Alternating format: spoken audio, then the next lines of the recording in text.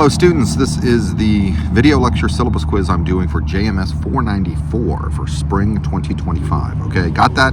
Spring 2025, this is the video lecture syllabus quiz that I'm doing. Once you go through this assignment and answer the questions, you'll understand how the class works, and it'll make for much more smooth sailing for the next several weeks. Okay, first off, the name of the class is Media Law and Ethics. What is it about? Well, it kind of sums it up in the title. Yeah, I'm doing this outside. Hopefully there's not too much background noise. The title of the class kind of sums up what it's about, but why is it important? Well, many of y'all would like to work in one of the media industries. I use media industries plural. Many of you want to work in one of the media industries, whether it's news, entertainment, public relations, advertising, radio, maybe even the music industry, maybe even video games. And if you want to work in any of these industries where you're producing professional media content, you need to understand some basic laws and rules and ethics that exist so that you don't get in trouble and that you can do your job better. And if you take later classes, I'm assuming if you are majoring in something in the School of JMS, when you take other classes in the school, you'll go more depth and more detail into some of these topics. This is to kind of just introduce you and familiarize you with a couple of key concepts. But most of y'all, I would say probably most of y'all, I know we get a lot of these IS3D, ISD3 majors, whatever it's called, sounds like a Star Wars droid. Anyway, we get a lot of people who are majoring in something else, or maybe doing this as a minor. Yeah, right. Maybe you're doing JMS as a minor. So you don't really want to work in one of the professional media industries, but just as an educated, media literate, savvy adult, you need to understand how the media industries operate. And I think understanding the laws and regulations and ethics of sort of the major media industries is important for you to be an educated person, okay? So we're not going to go it feels like we're going in depth into all these topics, but we're really not going too deep into any of these topics. I just want to familiarize you with some sort of major concepts, major buzzwords, key points, to kind of help you orient your thinking about these different industries.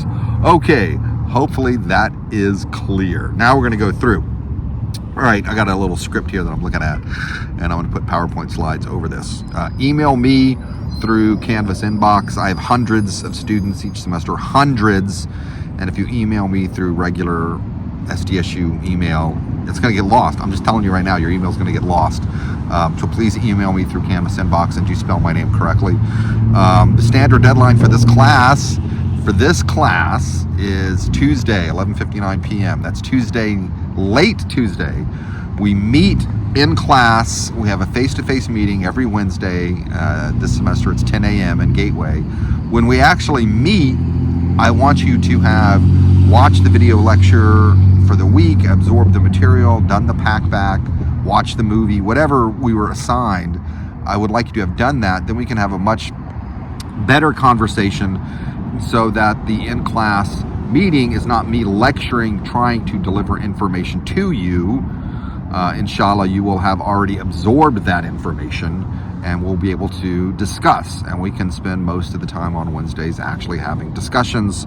Some of the things we'll be talking about this semester, I'm just going to throw them in right here. It's current as of today, doing this on January 10th, 2025. We might talk about Blake Lively and Justin, I think it's Baldini, is that the director's name? They've been having this feud. It's not just a Hollywood feud. They're actually filing defamation lawsuits against one another. So we could talk about defamation, damage to character. That particular case, kind of sleazy, also deals with interesting discussion about PR and ethics, public relations and ethics. We can talk about that. On the week we talk about public relations ethics. If you were working for someone, say a Hollywood director, and your job is to put negative, false information to malign someone's character, would you do that? Hopefully you would not do that, but that was done.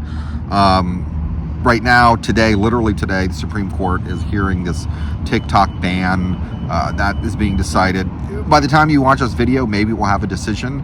Right now, it looks like the Supreme Court does want to ban TikTok, or at least prevent it from operating with foreign ownership. We could talk about that. That relates to media regulations. And then another thing we can talk about is copyright and public domain. This year, a number of things have entered public domain, including the comic book character Popeye. When we talk about intellectual property, we'll talk about it. Anyway, these are the kinds of things we will be discussing in the face-to-face class meetings. Okay, grading. How does the grading for the class work? Okay, video lectures. Let me look at my notes here. Video lectures are worth 25%. Video lectures are done using this platform, Play Pause It. Pack back in total, those are worth 15% of your grade. I'm going to talk about that in a moment. Pack back is a fancy way of doing discussion boards. Participation. There's a rubric in the syllabus for participation. Show up, ask questions, be considerate of your classmates when they're talking. You know, be prepared and have good questions. That's what you need to do. Showing up and sleeping in the back of the room doesn't count as participation, so I actually want you to be engaged. 3 exams. We'll talk about that in a minute. There's a final paper that's going to be due at the end of the semester, and then we have something called SONA. Okay, right here is an image of Judge Judy. This is where the video pauses and you can answer the question.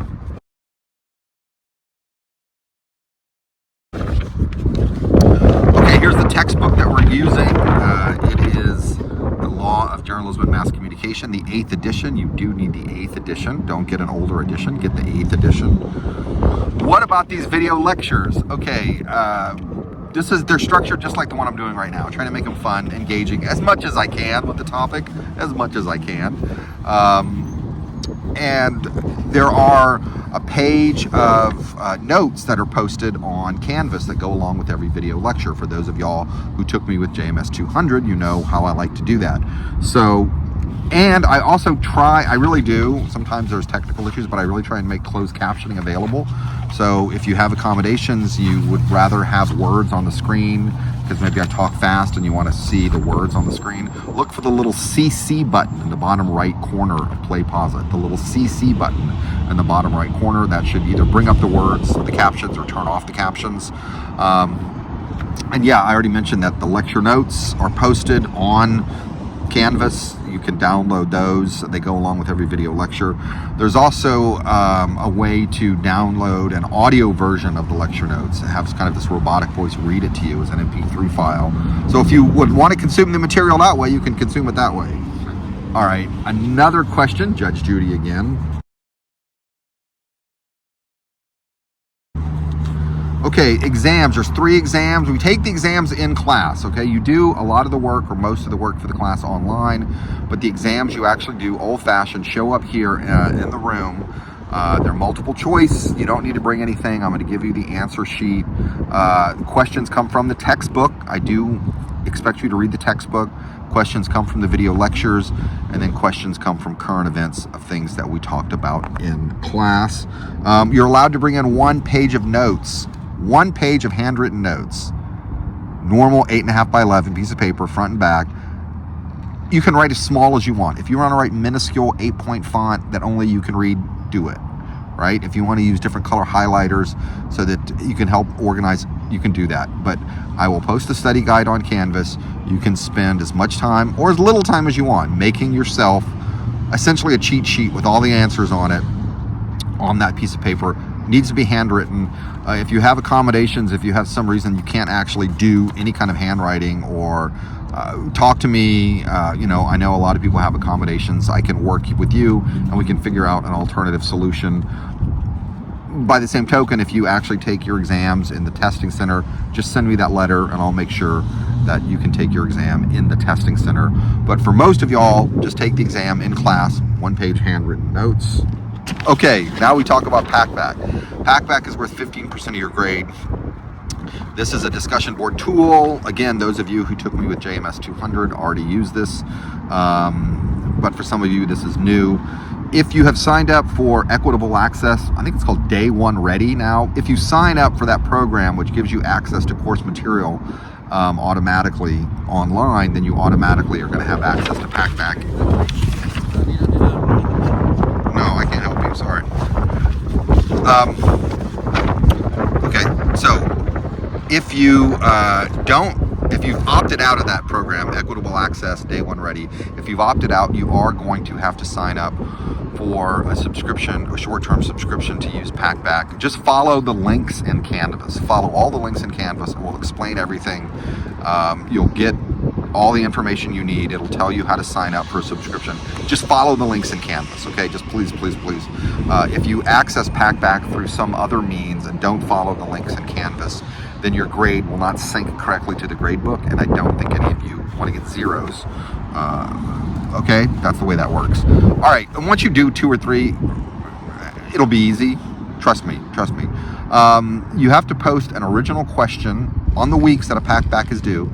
You have to post an original question and respond to 2 of your classmates' questions. Everything you post has to get a minimum curiosity score of 50. The system will tell you if your question is not good or not and has not gotten the correct curiosity score, and you can edit, revise, and add to it. If you usually write 2 or 3 sentences, you're going to get the requisite curiosity score.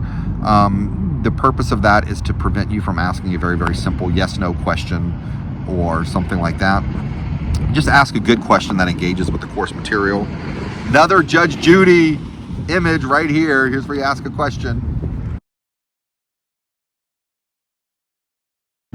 Okay, and if you need help with Packback, have problems with Packback, there's a link in the syllabus. Email them. I don't run Packback. Someone else runs Packback. It integrates with Canvas, but you got to ask someone else if you have questions with it.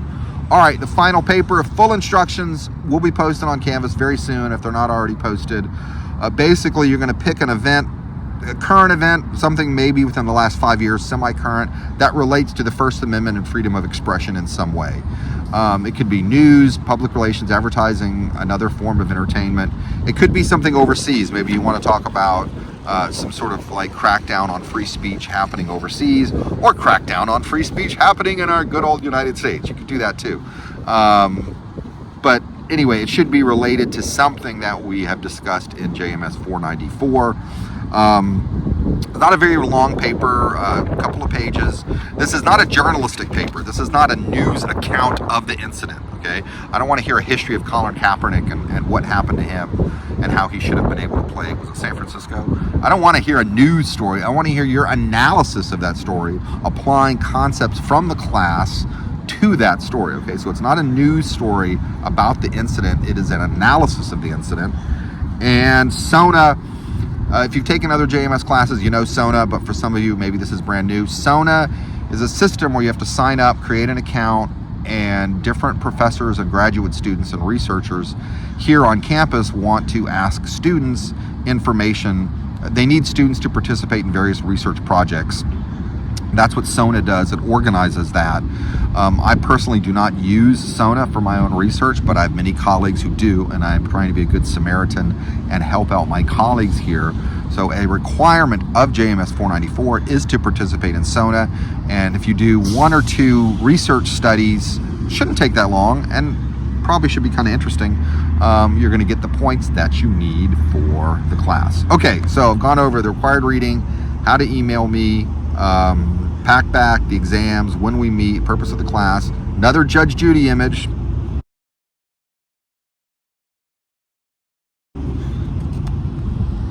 All right, that's it. I'm done. Hopefully there wasn't too much shaking of the cell phone here and too much background noise. And yeah, that guy was trying to get money. I'm not giving him money. I usually don't give money to people who walk up me on the street. Hey, I used to live in New York. You know, don't talk to me. All right, anyway, I'll see y'all soon.